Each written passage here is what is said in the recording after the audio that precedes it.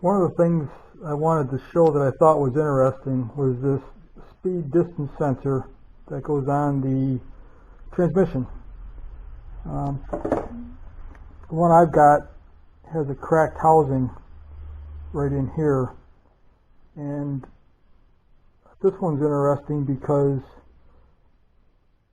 this end has a gear that drives down into the transmission, so you can change that for your tire size. They come in different colors to help calibrate your speedometer. But the other end, if you have the old mechanical speedometer with a cable, you can use it for that, or you can use the electronic.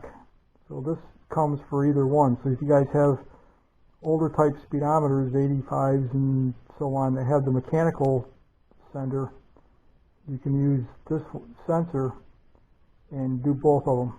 It also comes with a couple of nice pigtails for different connectors. So it's actually a pretty good deal. One of the things I wanted to make sure I had, and it didn't have an issue with, is a knock sensor. And this one's been in the car about 15 years, not that it's probably got 10,000 miles on it. And I wanted to make sure it was a good one. So I thought I would look up how to do a test on it, and unfortunately I can't find information on testing the knock sensor. So I bought a new one. I got it from Standard, and it is a KS1. So the old one and the new one. So the best way I've seen to do a test is to put them in a vise, just lightly snug the vise up. You don't want to crush anything, but you want them tight enough that they don't wiggle. Now there's a couple tests you can do. Unfortunately on ours, the ohms test doesn't seem to work. So if I put a probe to the center pin and to the side, I get nothing. It's open on both sensors. So that rules that test out. I don't know what the spec is supposed to be because, like I say, I can't find information on it. So the only test I can see that works is to put it on AC voltage, go to the center pin and to the body, and then hit the vise with a hammer, trying to simulate a knock.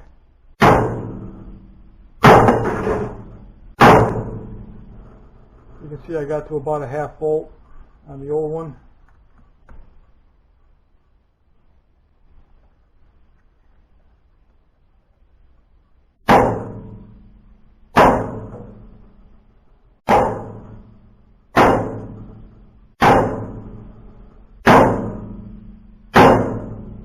Only getting about a quarter volt on the new one. So I'm going to say they're both good. I am getting some voltage through them. But what the real test is, I can't tell you. It's just, that's the best I can do, is to see that there is some voltage being generated, and leave it at that. I guess I should show where the knock sensor is located, and it's down in below the middle of the fuel rail on the intake manifold. I've got the two-piece intake, so it's right in the center.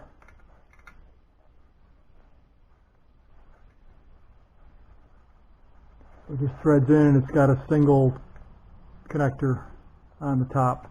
I had to loosen up my fuel rail to get it away far enough that I could pull the connector out. Doing this project, it's amazing the number of things I stumble upon to make my life easier. And on this, I've got the intake manifold temperature sensor, and that comes with a 2-pin connector. So I was looking at having to wire into this connector, into the wiring, and use the old connector.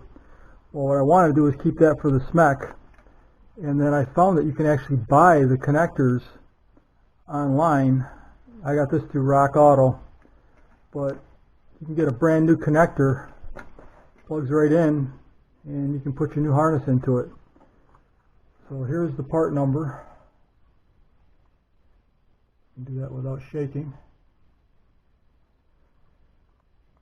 So I think I went for an 88 Daytona and into the electrical section and found this. So if you need them, they're out there and might make your life a little easier if you got an old connector that's cracked, which I've got a few from other harnesses, but that worked out nice. This is the kind of thing that'll get you in trouble. And as you can see, I'm connected in to the intake manifold temperature sensor, but I'm reading 13.63 K on my resistance. So I've now plugged into a fairly new temperature sensor, and you can see I'm reading about 11 K. Plugging into a brand new sensor, I'm reading 10.2 K. So every one is a little bit off. But what your engine controller is going to do when it sees a different value on the sensor than it should have, it's going to react differently for your mixture.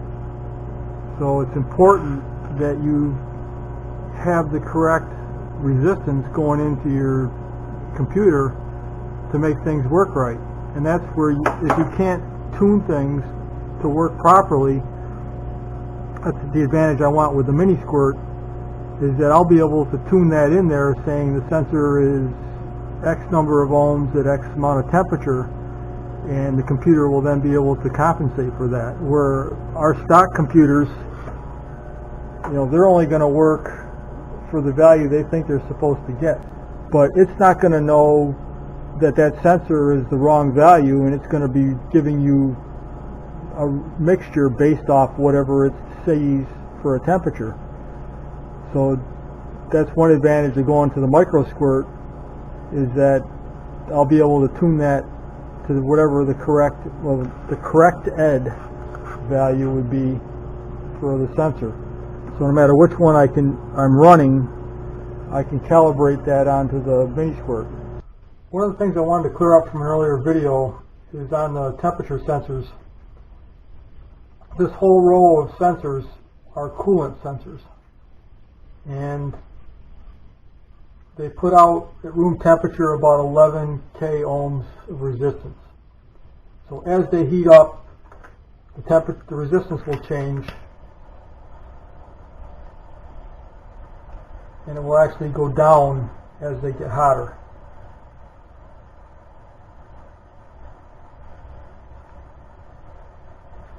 You can see they're going down. Obviously when it's colder they increase. But they all look a little bit different, but they're all the same thing. The computer is going to get thrown off if you put the wrong sensor in the wrong place. This is the air temperature sensor for the intake manifold, and this is from an older setup.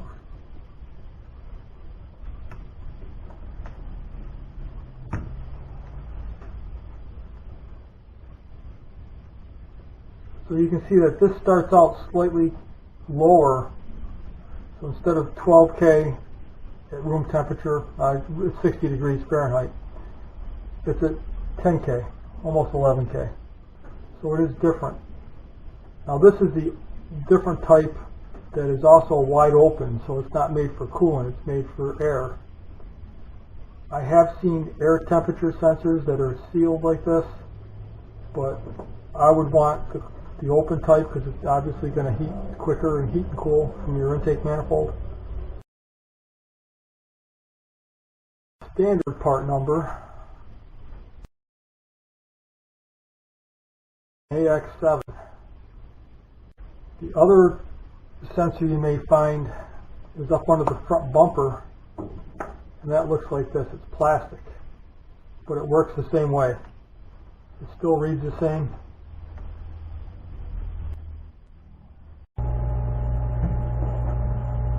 So the other coolant sensor that we use is for the gauge in the dash.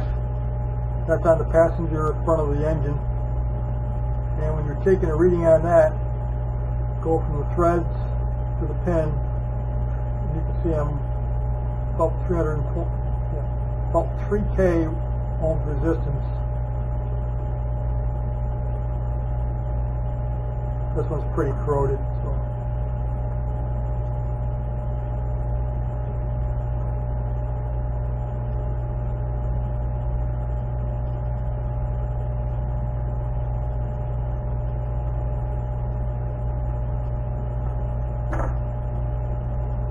This one looks to be a bad one.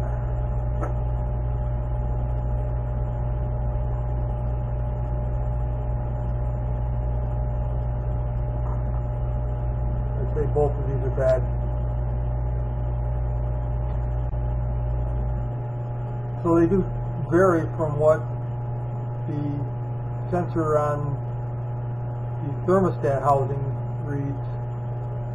They're much lower. Instead of being up around 12K, they're down around 3K. I think this is actually a good one. It's just got a lot of corrosion on the threads.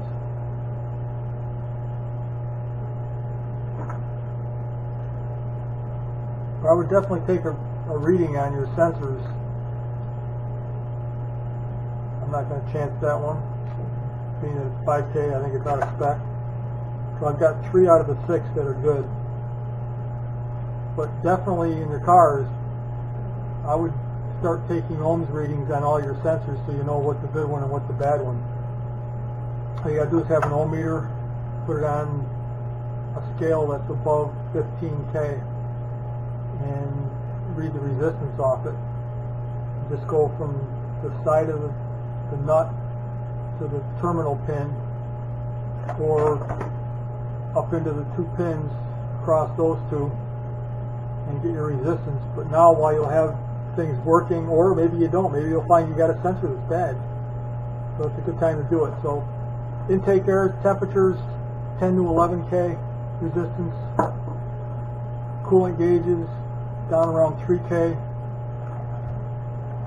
and the thermostat sensor is going to be 12 to 13K. Well, we'll say upper 11s to 12K, somewhere in there.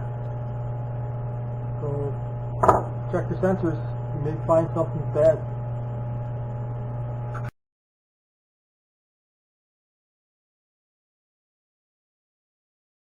That'll do it for this week's video.